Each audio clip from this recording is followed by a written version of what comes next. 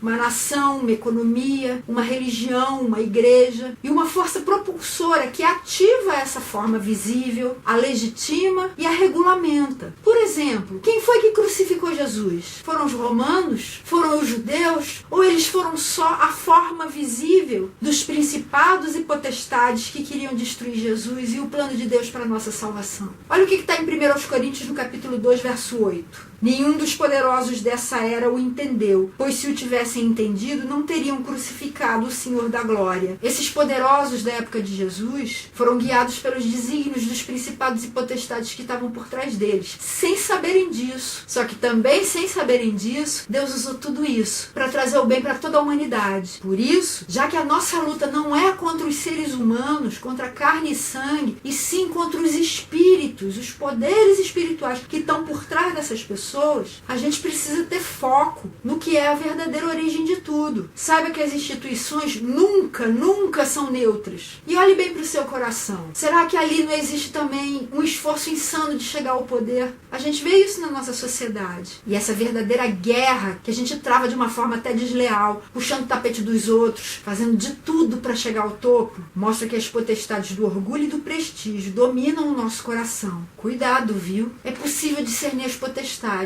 E isso é um dom do Espírito Santo. Está lá em 1 Coríntios, no capítulo 12, versos 8 e 10. Pelo Espírito a um é dada a palavra de sabedoria, a outro pelo mesmo Espírito a palavra de conhecimento, a outro poder para operar milagres, a outro profecia, a outro discernimento de espíritos, a outro variedade de línguas e ainda a outro interpretação de línguas. O discernimento de espíritos é então realmente um dom espiritual que a gente deve pedir. Você quer conseguir discernir espíritos? Peça a Deus. Porque isso é uma coisa muito sutil. Não pense que Hitler, quando assumiu o poder, escancarou logo de cara a que ele veio. Foi uma coisa muito sutil, que foi se desenrolando de uma forma bem gradativa. E naquela época, houve parte da igreja que conseguiu discernir isso e parte da igreja que não conseguiu. O bispo Miller, que apoiava o nazismo, não discerniu. Mas Karl Barth, Martin Niemöller e Dietrich Bonhoeffer conseguiram. E quando o anticristo vier, também vai ser assim, vai ser uma coisa tão sutil que ele vai tentar enganar até mesmo os escolhidos, até mesmo o povo de Deus, enganando com suas sutilezas, com suas armadilhas. E quais são as potestades de hoje? Quais são os deuses de hoje? Essas potestades procuram meios de nos dominar, de nos escravizar, de nos controlar. Uma delas é a riqueza, que Jesus já chamou de mamon.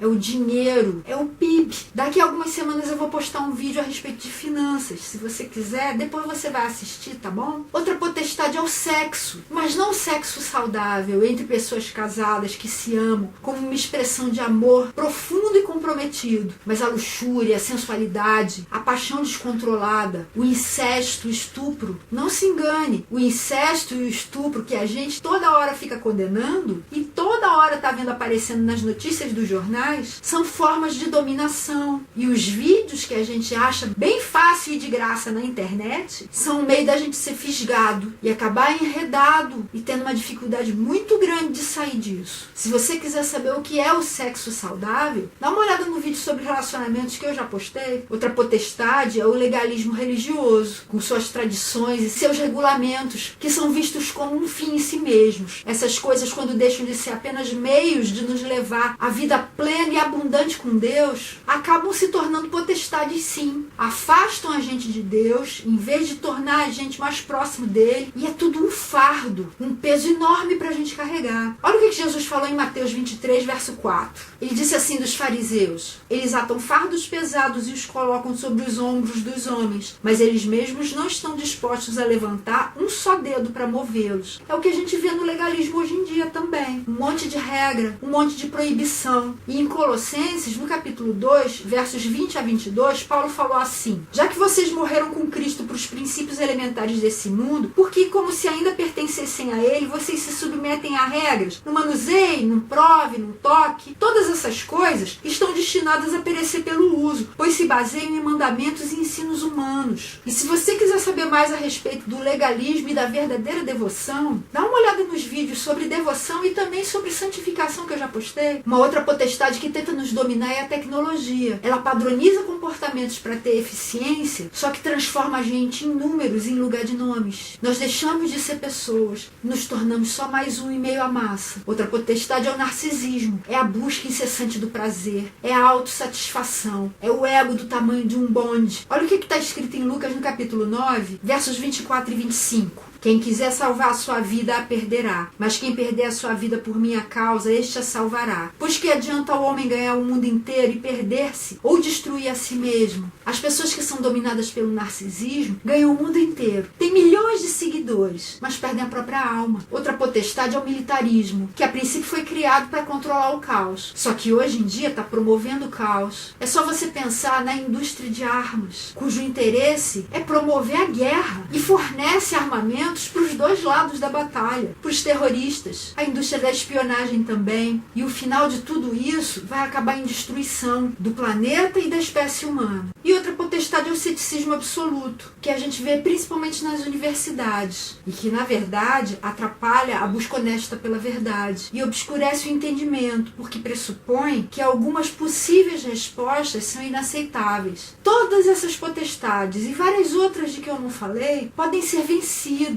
quando a gente renuncia aos seus mecanismos de poder, da mesma forma que Jesus. Olha o que Colossenses 2,15 fala. Ele, tendo despojado os poderes e as autoridades, fez deles um espetáculo público, triunfando sobre eles na cruz. Lá na tentação de Jesus no deserto, que a gente vê em Mateus 4, a gente vê o diabo propondo para ele atalhos, usando as mesmas armas que as potestades desse mundo usam. E ele rejeitou todas elas. Foi pelo caminho mais difícil, o caminho proposto por Deus. E desse modo ele conseguiu triunfar sobre todas as potestades na cruz. E se a gente renunciar a esses mecanismos de poder que a gente está discernindo, a gente também vai poder triunfar sobre elas. Para isso a gente precisa pedir discernimento para Deus. Olha o que Tiago fala no capítulo 4, verso 2 da sua carta. Vocês cobiçam coisas e não as têm. Matam e invejam, mas não conseguem obter o que desejam. Vocês vivem a lutar e a fazer guerras. Não têm porque não pedem. Você precisa de discernimento de espírito, peça para Deus, Ele vai dar. A gente também precisa enfrentar a nossa ganância interior, que é a maior potestade que pode morar no nosso coração. Junto com o Espírito Santo, com a ajuda dele, renunciando a todas as coisas, todas. Porque se a gente não tiver nada a perder, a gente não vai ter medo. E na verdade a gente não tem nada a perder porque nada é nosso. Tudo o que a gente tem não é nosso. É Deus que emprestou para nós. Até mesmo a nossa vida. E se a gente perder a nossa vida, a gente deve ter em mente que a gente vai estar largando essa daqui para receber uma outra muito melhor. Em João 12:24,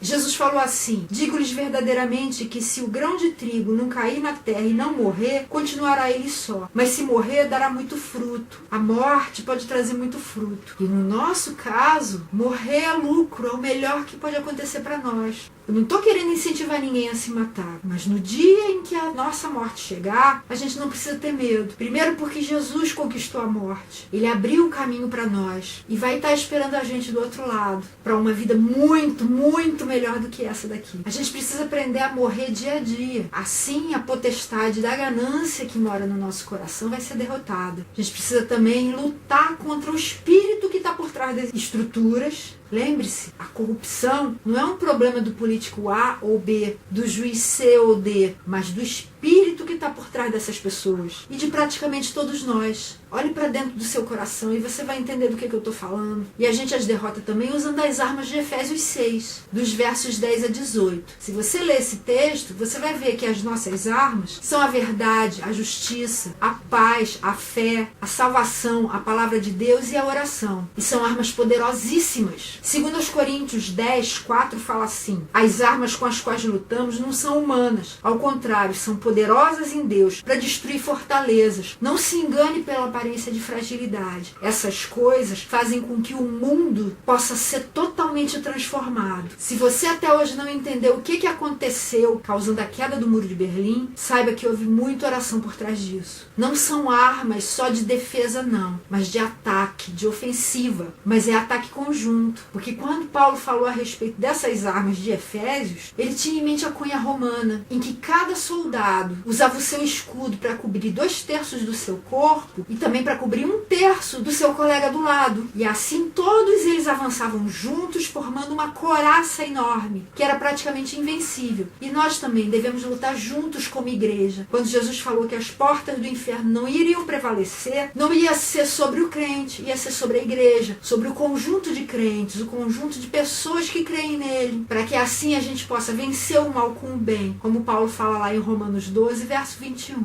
Até agora a gente falou sobre o poder destrutivo. Vamos ver agora o poder construtivo, criativo, restaurador. A gente vê um exemplo desse poder na história de José. Quando ele era adolescente, ele era o preferido do pai. Os irmãos tinham um ódio enorme dele por causa disso e acabaram vendendo-o como escravo. Ele foi para o Egito, passou anos lá sofrendo demais, inclusive com acusações falsas. Mas no final da história ele acabou se tornando o governante do Egito, abaixo só do faraó. E quando ele finalmente se reencontrou com os irmãos, ele estava numa posição que ele poderia ter se vingado deles, poderia ter causado a morte de todos eles. Mas em Gênesis, no capítulo 45, a gente vê que ele optou por perdoar os irmãos. Isso é um poder construtivo, que restaura relacionamentos, que liberta, que traz união, traz cura, traz perdão. É o mesmo poder que a mãe e o pai usam na educação dos seus filhos, que os bons diretores e professores usam incentivando seus alunos a crescerem, que os bons pastores e líderes usam com suas ovelhas, que os bons presidentes de empresa usam com seus diretores e empregados, que Jesus usou durante todo o seu ministério, curando, perdoando, salvando, morrendo finalmente numa cruz por todos nós, e que resulta em nossa gratidão, nosso louvor e nossa alegria. No reino de Deus, que é o exemplo máximo do amor construtivo, a grandeza hierárquica não é algo primordial. É melhor até quando a gente ignora isso. Olha o que Paulo fala em 1 Timóteo 6,6. De fato, a piedade com contentamento é grande fonte de lucro. Fica contente com a posição em que Deus colocou você. Isso traz alegria, isso traz lucro. É um tipo de poder onde a arrogância é substituída pela humildade e pela confiança em Deus, em que a fidelidade é mais importante do que o sucesso, em que o verdadeiro poder espiritual se manifesta. Quais são os sinais desse poder? O primeiro é o amor, usando o poder para o bem de todos, com compaixão. Olha o que está em Lucas 6,19. Todos procuravam tocar nele, porque dele saía poder que curava todos. É poder para curar, poder para perdoar, poder para salvar. A humildade também, em que o líder reconhece que é só humano, como em Atos 14,15. Numa cidade chamada Listra, Paulo e Barnabé tinham chegado e operaram um milagre, curando um paralítico. E toda a população estava trazendo ofertas, porque queriam fazer sacrifícios em honra deles. Só que, ouvindo Dito isso, os apóstolos Barnabé e Paulo rasgaram as roupas e correram para o meio da multidão, gritando: homens, por que vocês estão fazendo isso? Nós também somos humanos como vocês. Estamos trazendo boas novas para vocês, dizendo-lhes que se afastem dessas coisas vãs e se voltem para o Deus vivo, que fez o céu, a terra, o mar e tudo que neles há. Eles reconheceram: olha, gente, é só gente como vocês. Deus é que opera essas coisas todas. Esse é o poder criativo, curador, construtivo. É um poder que se autolimita por amor às pessoas, até que elas estejam preparadas para lidar com aquilo. Em 1 Timóteo, capítulo 5, verso 22, Paulo fala assim: não se precipite em impor as mãos sobre ninguém e não participe dos pecados dos outros. Conserve-se puro, para não se precipitar a impor as mãos, manifestando o poder de Deus sobre a vida de alguém. Pode ser que a pessoa não esteja preparada para receber aquilo. E isso lembra também o que Jesus falou em Mateus, no capítulo 7, verso 6. Não deem o que é sagrado aos cães, nem atirem suas pérolas aos porcos. Caso contrário, estes as pisarão e aqueles, voltando-se contra vocês, os despedaçarão. E há pouco tempo eu passei a entender isso como um ato de amor mesmo a essas pessoas que Jesus está chamando de porcos ou cães. Não é pejorativamente, mas só mostrando que não estão preparados para receber essas coisas. Quando estiverem, aí sim você manifesta o poder que Deus te deu para salvar, para curar, para que essas pessoas possam receber de braços e coração aberto. Outro sinal é a alegria profunda. Os rios de água viva de que Jesus falou em João 7, verso 38, fluindo do mais profundo do nosso ser. Não é a alegria superficial que a gente vê fácil por aí, basta ir num show de um cantor sertanejo ou um show de cantores gospel. Não é disso que eu estou falando. É da alegria profunda do Espírito Santo. É um poder que é exercido também com vulnerabilidade, em que a gente se torna frágil por nossa própria escolha, como Jesus, que se tornou um recém-nascido numa manjedoura e que acabou morrendo numa cruz, para depois poder ressuscitar, cheio de poder e glória. A gente não precisa controlar todas as coisas, nem todas as pessoas. E também não precisa reagir com raiva, nem com resignação, apenas com paz, sabendo que quem controla de fato é Deus. É um poder que também é submisso, primeiramente a Deus, que age em cooperação íntima com Ele, aceita a autoridade dele sobre nós, com amor e com respeito, que é o que Paulo fala lá em Efésios 5, 21. Sujeitem-se uns aos outros por temor a Cristo. Por temor a Jesus, a gente se sujeita a Ele e também uns aos outros, em todos os nossos relacionamentos. Assim, a gente consegue ter acesso à sabedoria do outro. Eu não preciso saber todas as coisas, mas eu posso, por meio da submissão, aprender do outro, ter acesso ao encorajamento dele em relação a mim também, e também deixar que os outros tenham acesso à minha sabedoria e ao meu encorajamento. E é um poder exercido com liberdade, que não quer explorar os outros, que não quer controlar os outros, que deixa o outro decidir. Olha Mateus 12, 20. Não quebrará o caniço rachado, não apagará o pavio fumegante, até que leve a vitória e a justiça. É um poder que não esmaga, como o poder de Jesus. Então, no cotidiano, quando a gente tiver a chance de escolher como a gente vai exercer o nosso poder no nosso reino, seja com os nossos filhos, com o nosso cônjuge, com os nossos alunos, com os nossos empregados, com os nossos liderados na igreja, a gente vai ter que escolher em relação a nós se a gente vai agir com autocontrole ou indulgência. A gente precisa ter abnegação, precisa ter disciplina. Se você quiser saber mais, dá uma olhada no vídeo sobre disciplina que eu já postei. No nosso lar, a gente vai decidir se a gente vai ter confiança ou subserviência. A gente precisa moldar a vontade dos nossos filhos, mas sem quebrar o espírito deles. No casamento, a gente precisa escolher se vai ser um ambiente de comunicação ou de isolamento, com a verdadeira intimidade. Na escola, se vai ser um ambiente de crescimento ou de inferioridade. No trabalho, se vai haver competência e encorajamento ou inadequação. E na igreja, se vai ser um ambiente onde a fé vai ser estimulada ou o conformismo, porque lá deve ser um lugar onde vida é gerada. A escolha é nossa. Eu, por exemplo, sei muito bem que eu tenho uma tendência grande a ser rebelde e controladora também. E o desafio que se coloca diante de nós é saber se submeter às autoridades delegadas, colocadas por Deus sobre nós para o nosso bem, denunciar o abuso com respeito e com oração e exercer a nossa própria autoridade enxergando as pessoas, principalmente as mais pobres, que tendem a passar pela gente como se fossem invisíveis, com amor, com abnegação, dando liberdade àqueles que reconhecerem a nossa autoridade para tomarem as suas próprias decisões, saber que a gente não tem nada de nosso de fato, de verdade, até a nossa própria vida. Nós somos de Cristo, nossos cônjuges, nossos filhos são dele também. Todos os nossos bens são empréstimos de Deus. Por isso a gente não precisa temer perder nada, nem a vida. Morrer é lucro. É o que Paulo fala em Filipenses 1:21.